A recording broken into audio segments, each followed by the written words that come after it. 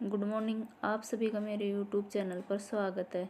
मैं आज आपको सभी प्लांट के लिए फर्टिलाइज़र और इंसेक्टिसाइड बताती हूँ जो आप आसानी से घर पे तैयार कर सकते हो।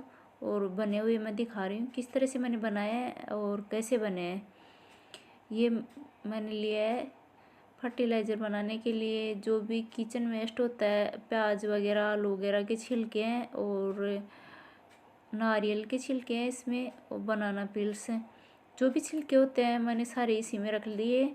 लगभग ये मेरे 2.5 महीने पुराना फर्टिलाइज़र बनाया हुआ है जो मैंने इनको रखा था इसके अंदर सड़ निकलने के लिए, फर्टिलाइज़र रेडी करने के लिए। और ये इस तरह का इनका जो लिक्विड तैयार हुआ है वो इस तरह से इसको मैं छान रही हूँ छलनी की सहायता से। और फिर दिखाती हूँ जो पील्स मैंने रखे थे वो किस तरह के हो गए हैं। तो इस तरह से जो पूरा छन जाएगा उसके बाद इसको आप स्प्रे बोतल में डाल के और पेड़ों पे स्प्रे भी कर सकते हो। ये इंसेक्टिसाइड का भी काम करेगा और फर्टिलाइज़र का भी। ये देखिए इस तरह का जब छानते हैं तो जो गाढ़ा लिक्विड होता है वो छनता नहीं है, तो बार बार इसको इस तरह से हिलाना होता है। ये देखिए इस तरह का मेरा लगभग ये 8 लीटर लिक्विड तैयार हो गया है। और ये है पील्स, इस तरह से बिल्कुल ब्लैक हो गए हैं। इनके जो न्यूट्रिएंट्स थे वो सारे पानी के अंदर आ गए हैं इस तरह से। और इसको आप इस तरह से ढक के रख दोगे और थोड़े दिन के लिए, तो ये सूखी खाद तैयार होती है वो हो जाएगी। इसको पूरा सड़ जाएगा, उसके बाद सुखाने के बाद इसको आप कूट कर और सूखी खाद तैयार कर सकते हो। ये मैंने चूना पत्थर भिगो रखा था जो लगभग 5-6 दिन पहले मैंने भिगोया था। इस तरह से ये पत्थर होता है और पानी में भिगोने के बाद इस तरह से तैयार हो जाता है। यह कैल्शियम की पूर्ति करता है प्लांट के अंदर और इंसेक्टिसाइड का भी काम करता है। तो मैं प्रत्येक प्लांट में इसका यूज़ करके दिखाती हूँ और इन फर्टिलाइज़र में कौन कौन से न्यूट्रिएंट्स प्राप्त होंगे वो बताती हूँ। यह प्लांट था एप्पल का जिसके अब फ्लावरिंग का टाइम है, फ्लावर आना स्टार्ट हो गए इसके, अब फ्रूटिंग होएगी तो इनमें फर्टिलाइज़र की सख्त ज़रूरत होती है। यह है करेलिया की बेल जो सर्दियों के लिए मैंने ग्रो की है। अब सर्दियाँ आएंगी तब इसमें करेले आएंगे। ये देख सकते हो इतनी बड़ी हो गई है बेल। पहले की भी ग्रो की गई बेल है, उसको भी मैं दिखाऊंगी आपको लास्ट में वीडियो में, जो लगभग गर्मियों में ग्रो की थी। गर्मियों में करेले आ गए और बरसात के टाइम में आ गए और अभी भी आ रखे हैं, वो मैं बाद में दिखाऊंगी और प्लांट के साथ। इस तरह से जो प्लांट होते हैं उनमें हम ग्रो कर देते हैं। लौकी है, तुरई है, ये करेला है, जिससे इनके साथ उनमें पानी लगता रहता है और उसके ये सब्जियां भी आती रहती हैं। तो उसके लिए जो लिक्विड तैयार किया था मैं, ये था एप्पल में, पहले अच्छे से निराई गुड़ाई कर दी है और मैंने गोबर की खाद ली है। लगभग 6-7 महीने पुरानी जो गोबर की खाद होती है वो डाल देनी चाहिए, जिससे प्रत्येक प्लांट के अंदर डालेंगे जो न्यूट्रिएंट्स की कमी होती है वो। ये सभी फर्टिलाइज़र ऐसे डाल रही हूँ मैं, ये डालने के बाद और कुछ डालने की ज़रूरत नहीं होगी। जो भी न्यूट्रिएंट्स प्लांट को चाहिए फ्रूटिंग के लिए, फ्लावरिंग के लिए, ग्रोथ के लिए, वो सभी इसके अंदर अवेलेबल होंगे।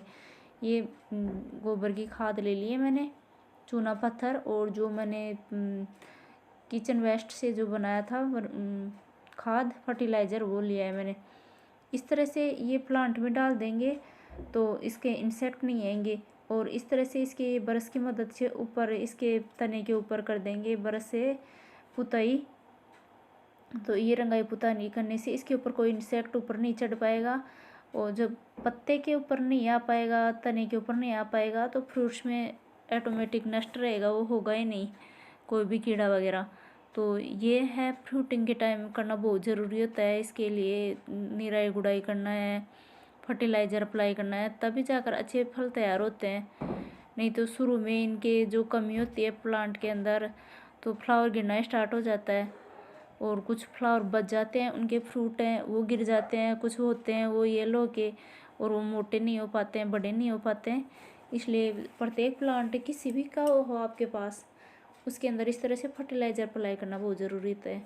ये जो मैंने पिल्स को सड़ाकर जो बनाया फर्टिलाइज़र, ये NPK खाद जो मार्केट से ख़रीद के लाते हैं, उसमें जितने न्यूट्रिएंट्स होते हैं वो सभी इसके अंदर है। नाइट्रोजन है, फास्फोरस है, कैल्शियम है, और ये प्लांट के अंदर पूर्ति हो जाएगी तो ऑटोमेटिक इसके अंदर अच्छी फ्लावरिंग होगी, अच्छी फ्रूटिंग होगी। अब सर्दियों का टाइम आ रहा है तो वैसे भी प्लांट के अंदर ये सब ज़रूरी होता है फर्टिलाइज़र अप्लाई करना। और जो फ्रूट्स आ रखे हैं या फ्लावर आ रखे हैं उनमें ज़्यादा पोषक तत्वों की ज़रूरत होती है जिससे जल्दी इनके फ्रूट्स वगैरह रेडी हो सके, तो ये ज़रूर डालना चाहिए। ये जो गोबर की खाद होती है इसमें भी जो प्लांट के लिए पोषक तत्व चाहिए वो सभी होते हैं इसके अंदर, तो ये डालना भी ज़रूरी होता है।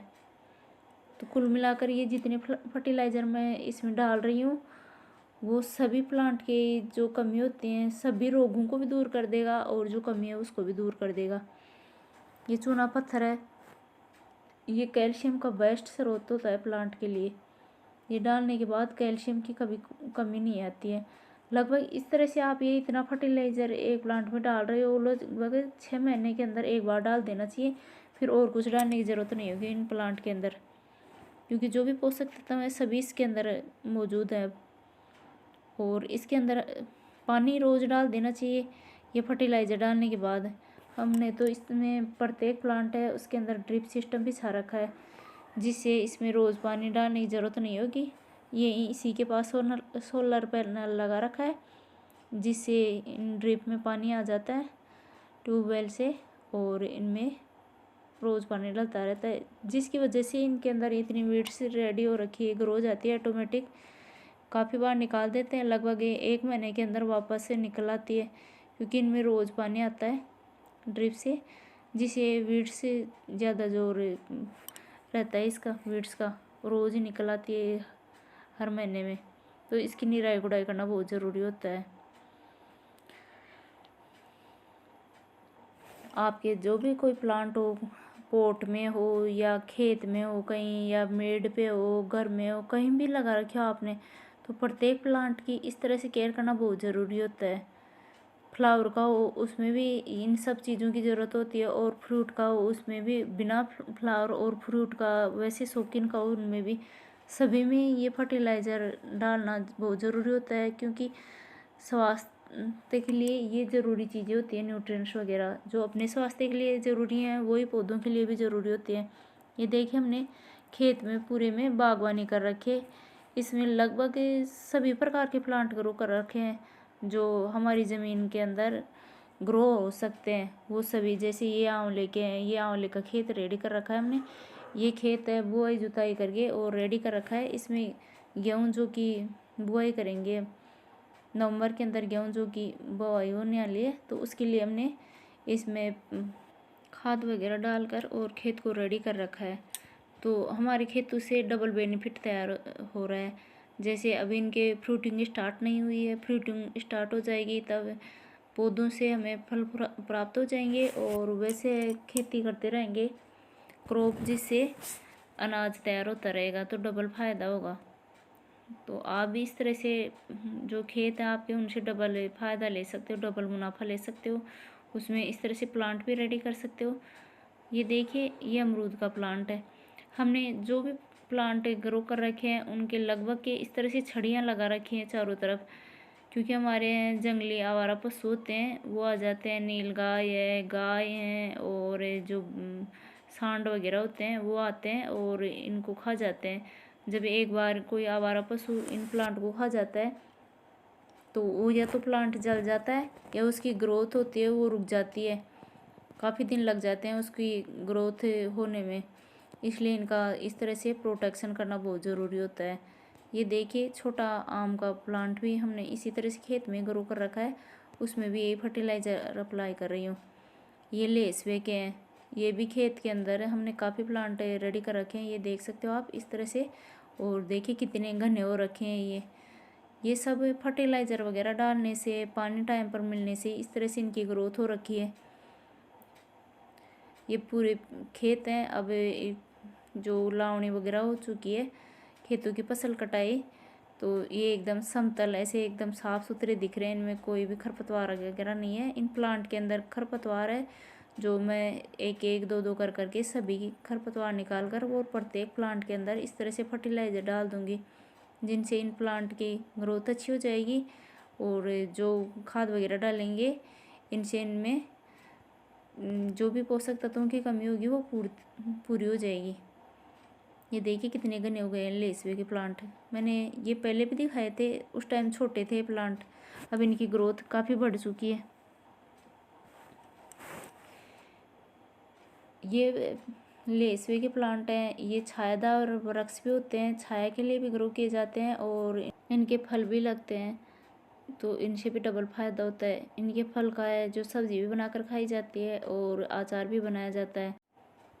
लेसवे के जो फल होते हैं वो काफ़ी पौष्टिक तत्वों से भरपूर होते हैं और इसके पत्ते भी यूज किए जाते हैं। जैसे गाय भैंस हो किसी की जिसके थन खराब हो गए हो या किसी की घाव हो गया हो, ठीक नहीं हो रहा हो पशु के, तो इसके पत्तों को आग में जलाकर और जो गाय का घी होता है उसमें मिलाकर उसको पीस लेते हैं जलाने के बाद, और फिर गाय का घी मिलाकर उनके जहाँ घाव होता है उसमें लगा देते हैं, तो घाव है 1 दिन में ठीक हो जाता है, बहुत जल्दी सुखाता है घाव को। ये देसी नुस्खा होता है जो घर में यूज किया जाता है। और इस तरह से इन प्लांट की जो तना होता है इसके ऊपर इसकी जो ये कैल्शियम है चूना पत्थर, इसका पुताई कर देते हैं, तो इसके ऊपर कोई भी इंसेक्ट नहीं चढ़ पाता है। जो पहले से चढ़ा हुआ होता है वो भी इससे मर जाता है। तो इस तरह से आप प्रत्येक प्लांट में ये अप्लाई करोगे तो इनके जो भी कोई इंसेक्ट होंगे वो भी मर जाएंगे और इनमें ग्रोथ भी अच्छी हो जाएगी। ये है करोंदे के पौधे।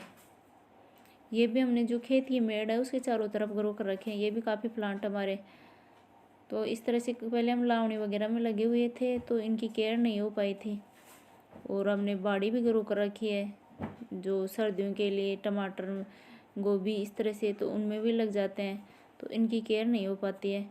अब इनका जो लावणी वगैरह क्या ये काम सिमट गया है, तो ये जो प्लांट है इनकी केयर करेंगे अब। तो इन सभी में जैसे जैसे टाइम होगा वैसे वैसे इन सभी प्लांट के अंदर निराई गुड़ाई करके और फर्टिलाइज़र डालेंगे हम, जिससे इनकी अच्छी ग्रोथ हो सके। सर्दियों में ये अभी से इनकी अच्छी जो केयर करेंगे तभी जाकर ये सर्दियों में बच पाएंगे, नहीं तो ज़्यादा ठंडी में ये प्लांट जल जाते हैं। ये देखिए इनके अभी भी करोंदे आ रखे हैं, और ये करोंदे के अंदर हमने ग्रो कर रखी है करेले की बेल, जो मैंने पहले बताया था कि हमारे बेल और है जो साइड में हमने तार भी लगा रखे हैं जो मेड के ऊपर जंगली ये जो आवारा पशु होते हैं उनसे बचाने के लिए फसल को, तो उन तारों के ऊपर फैलाई हुई है ये बेल। और अब देख सकते हो इसके कितने करेले आ रखे हैं। और जो पहले गर्मियों में इसका वीडियो बनाया था उस टाइम भी काफ़ी करेले आए थे। लगभग ये 8-9 महीने से इसी तरह से बराबर सब्जी दे रही है हमें। देखिए कितनी काफ़ी लंबी हो रखी है एक बेल है। ये देखिए करेले किस तरह से आ रखे हैं इसके, काफ़ी करेले आ रखे हैं। इसकी बेल थोड़ी जल चुकी है लेकिन बहुत पुरानी हो चुकी है। इसमें इस तरह से फर्टिलाइज़र वापस डाल दूंगी तो वापस हरी हो जाएगी, घनी हो जाएगी। ये इसका तना है इस तरह से, ये भी काफ़ी पक चुका है, तो इसमें भी ये फर्टिलाइज़र डालने से ये अच्छे से वापस हरी भरी हो जाएगी। ये देखिए करेले की लंबाई और बेल की लंबाई काफ़ी लगभग काफ़ी दूर में फैल चुकी है। ये है ऑरेंज का प्लांट, तो इसमें भी ये डालूंगी। ये जो भी फ्रूट्स हैं राजस्थान में ग्रो हो सकते हैं वो सभी फ्रूट्स हमने अपने खेतों में ग्रो कर रखे हैं। जैसे आम है, नींबू है, संतरा है, चीकू है, पपीता है, आंवला है, लेसवा है, करोंदा है, सीताफल है, ये जामुन है। लगभग सभी प्लांट्स हमने हमारे गार्डन में ग्रो कर रखे हैं। जिनके ज़मीन होती है उनको इस तरह से खेतों के अंदर ग्रो कर देना चाहिए, जो कम पानी के अंदर अच्छी उपज देते हैं। फसल की बजाय इनमें कम पानी की ज़रूरत होती है, सिंचाई कम करनी होती है और अच्छे से इनमें केयर हो जाती है, तो ये काफ़ी मुनाफा देते हैं। जिस तरह से एक प्लांट है उसी की अच्छी फ्लावरिंग फ्रूटिंग हो जाती है तो वही काफ़ी रुपए दे सकता है। ये अमरूद का प्लांट है। इसके अंदर ड्रिप सिस्टम से थोड़ा ज़्यादा पानी आता है, इसमें पानी सूखता नहीं है। ये प्लांट येलो हो गया है, इसका पानी बंद करूँगी मैं, जिससे ये वापस हरा भरा हो जाए। इसमें पानी का निकास ज़्यादा हो रखा है। ये नींबू का पौधा है जो मैंने कलम से तैयार करके और ग्रो करते हुए आपको दिखाया था, वही प्लांट है जिसकी ग्रोथ देख सकते हो कितनी जल्दी बढ़ी हुई है। ये देखिए इतना बड़ा हो गया ये प्लांट। इसको मैंने ग्रो किया था उस टाइम कलम से, हमारी जो पहले का प्लांट था उसी सी की कटिंग करके और इसको ग्रो किया था मैंने, और ये इतना बड़ा हो गया है। ये लगभग जुलाई के अंदर ग्रो किया था। तो जो भी प्लांट हो आपने अब ग्रो किया है तो उसमें भी फर्टिलाइज़र डाल सकते हो, और पहले का ग्रो किया हो उसमें भी डाल सकते हो। हाँ, इतना है कि आपने जो छोटा प्लांट है उसमें इसकी क्वांटिटी कम कर सकते हो, और जो पहले का प्लांट बड़ा प्लांट है उसमें क्वांटिटी बढ़ा सकते हो, गड्ढा बढ़ा सकते हो। ये है जामुन का प्लांट, इसमें भी इस तरह से छड़ियाँ लगा रखी हैं क्योंकि इसको एक बार नीलगाय खा चुकी हैं, वापस खा जाएंगी तो ये प्लांट जल जाएगा, इसलिए इसके इस तरह से प्रोटेक्ट कर रखा है चारों तरफ से। खेतों में पेड़ों को इस तरह से बचाने के लिए इस छड़ी वगैरह लगा कर प्रोटेक्शन करना ज़रूरी होता है, नहीं तो जो मेहनत करते हैं वो बेकार चली जाती है, वो ये खा जाते हैं जंगली जानवर। तब ये आंवले के प्लांट जो भी मैंने पूरा बगीचा दिखाया था उसमें भी डाल रही हूँ। आप किसी भी प्लांट में, कैसा भी प्लांट हो, प्रत्येक प्लांट में डाल सकते हो। किसी में भी साइड इफ़ेक्ट नहीं करेगा, ये सभी में बेनिफिट देगा, सभी की ग्रोथ बढ़ाएगा, फ्लावरिंग फ्रूटिंग सभी की अच्छी होगी। जो भी पोषक तत्व की कमी होगी प्लांट में वो सभी पूरी हो जाएंगी। किसी भी प्लांट में पत्ते सिकुड़न की प्रॉब्लम है, या पत्ते झड़ने की, येलो होने की, या फ्लावर या फ्रूट नहीं आ रहे हैं, तो वो जो पोषक तत्वों की कमी होती है उसकी वजह से ही होते हैं सभी दिक्कत। तो ये जो फर्टिलाइज़र बनाया है इसमें सभी पौष्टिक तत्व मौजूद हैं, तो ये सारी प्रॉब्लम दूर हो जाएगी, ऑटोमेटिक फ्लावरिंग फ्रूटिंग हो जाएगी और पौधे की ग्रोथ भी बढ़ जाएगी। कुछ प्लांट ऐसे होते हैं जो 2-3 साल से ग्रो कर रखे हैं, उनकी ग्रोथ नहीं बढ़ रही है या उनमें फ्रूटिंग नहीं हो रही है, तो आप किचन वेस्ट से जो इस तरह से मैंने फर्टिलाइज़र बनाया वैसा फर्टिलाइज़र बनाकर डाल दीजिए। और ये कैल्शियम और जो आपके पास गोबर की खाद या वर्मी कंपोस्ट हो, वो कोई सी भी खाद ले सकते हो और उस प्लांट में डाल दोगे तो उसके फ्रूटिंग स्टार्ट हो जाएगी। देखिए कितना सुंदर लगता है खेतों का नज़ारा, इस तरह से देखने लायक होता है। ये इतने तो बड़े प्लांट हो गए हैं, अब सर्दी आ रही हैं तो इनको सर्दी से बचाने के लिए भी, इनका बचाव करने के लिए कुछ जुगाड़ करना होगा। तो इनके कुछ जैसे ये होते हैं, फूले बोलते हैं, इनका इनसे बचाया जाएगा या कुछ करना पड़ेगा इनका इलाज, तो वो इनका प्रोटेक्शन करेंगे। उस टाइम मैं आपको वीडियो बनाकर दिखा दूँगी कि आपके भी प्लांट हैं तो आप भी सर्दी से बचाने के लिए क्या कर सकते हो। ये देखिए नींबू के भी हमने काफ़ी प्लांट लगा रखे हैं। ये कुछ वो पहले दिखाया था वो पहाड़ी नींबू था, ये देसी नींबू है। इसकी भी पत्तियाँ सिकुड़ने लग गई हैं, तो मैं ये फर्टिलाइज़र डाल रही हूँ, इससे इसकी पत्तियाँ सिकुड़ने की प्रॉब्लम है वो ठीक हो जाएगी और इसकी अच्छी ग्रोथ भी होगी। आप इस तरह से ये लेकर और चूना पत्थर और इसका प्लांट के ऊपर स्प्रे कर सकते हो, जिससे इनमें कोई भी इंसेक्ट होगा वो मर जाएगा।